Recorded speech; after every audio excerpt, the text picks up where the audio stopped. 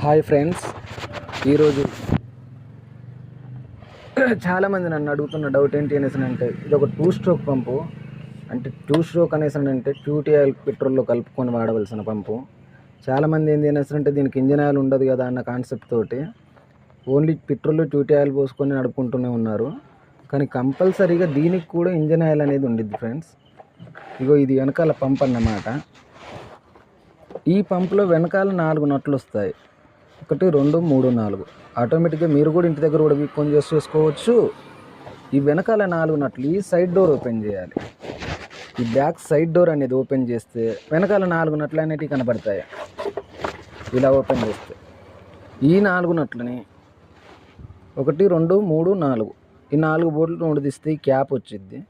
కంపల్సరీగా 2 నెలలకు ఒక్కసారి అయినా కానీ దీంట్లో ఉండే ఇంజిన్ ఆయిల్ మాత్రం 100% మార్చుకోవాల్సిందే.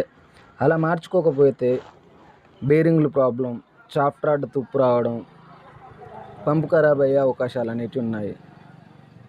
ఇదొకటి మాత్రం గుర్తుపెట్టుకోండి. కంపల్సరీగా 2 నెలలకు ఒకసారి మాత్రం ఈ పంపులో ఆయిల్ కూడా మార్చుకోవాలి.